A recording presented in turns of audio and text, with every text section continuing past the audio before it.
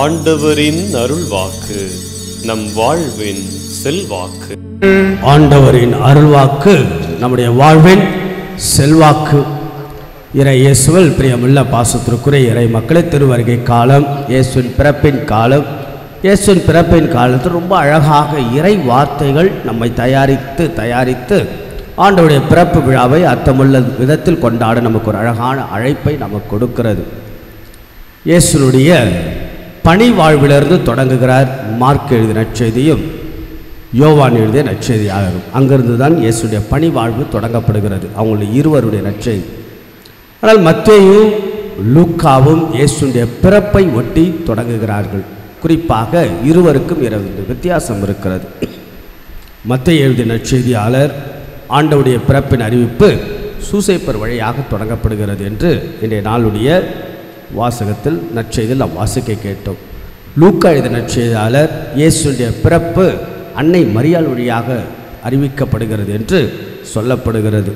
ஆக மொத்தத்தில் இன்றைய நாள் வாசிக்கப்பட்ட மத்தேயு எழுதிய நற்செய்தியில் புனித சூசேப்பரை பற்றி ரொம்ப அழகாக சொல்கிறது. How Saint Joseph was prepared enough to celebrate the Christmas.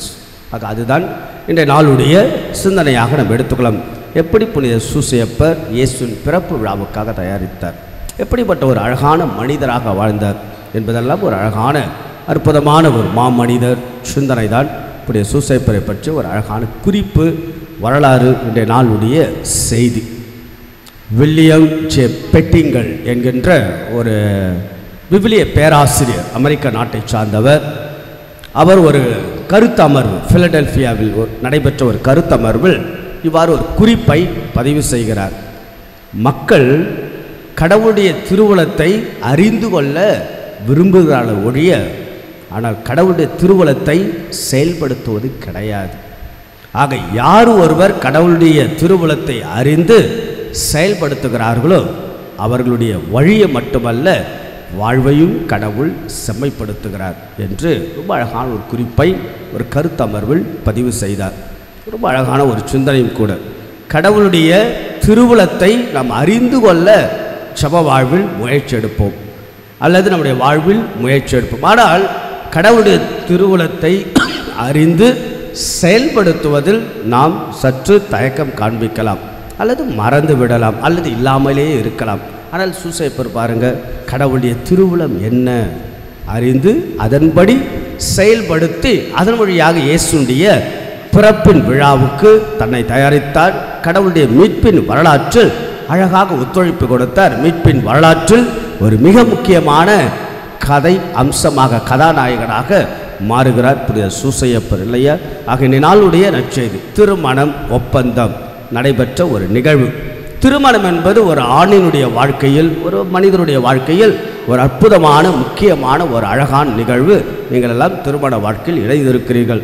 நிச்சயமாக ஒரு ஆண் திருமணம் செய்வதற்கு முன்பாக தனக்கு வரக்கூடிய பெண்ணை பற்றி ஒரு இயல்பாக எத்தனையோ ஏக்கங்கள், எதிர்பார்ப்புகள், கனவுகள், நம்பிக்கைகளோடு ஒருவருடைய வாழ்க்கை தொடங்கும். அதுபோல தான் புனித சூசேப்பரும் இருந்திருப்பார்.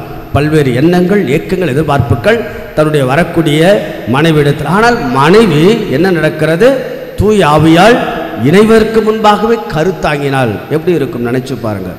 கொஞ்சம் காட்சியை நாம் நினைத்து பார்த்தால் பிரமிப்பாக இருக்குது. அப்படியெல்லாம் இருக்கக்கூடாது. அதுவும் அந்த நாட்களில் காலகட்டத்தில் மிகப்பெரிய ஒரு சட்டத்திட்டங்கள் எல்லாம் கடுமையாக இருந்த நேரம். ஆக்சுவலி சட்டத்திட்டத்தின்படி என்ன செய்திருக்க வேண்டும்?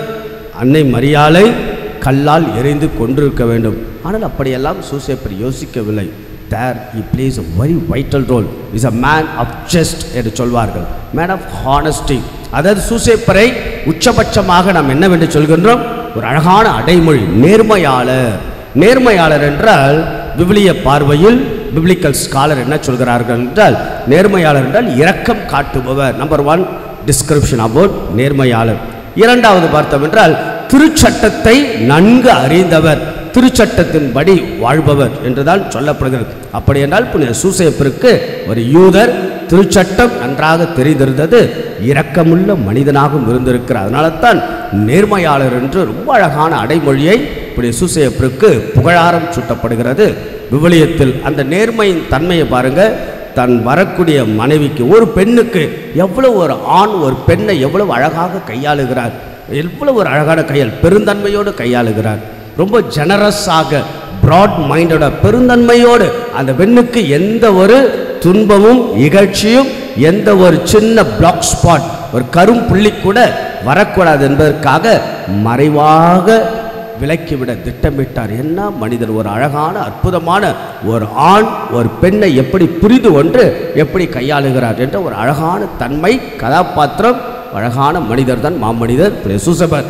இதில் கடவுளுடைய அழகான ஊடுருவல் வருகிறது. மீண்டுமாக காவல் சம்மனசு சொல்லுகின்ற பொழுது இது தூயாவியால் கருவுற்றான் என்று சொல்லுகின்ற போது கடவுளுடைய திருவுளம் அதுவென்றால் அதை நான் ஏற்றுக்கொள்கிறேன் என்று then he accepted, admitted, then forward to prepare for the Christmas. என்ன அழகு பார்த்தீங்களா? அம்மா சொன்னாங்க இல்லையா, அன்னை மரியாள் ரொம்ப அழகாக சொல்லுவாங்க, ஆண்டவரின் அடிமை வார்த்தையின்படி ஆகட்டும்.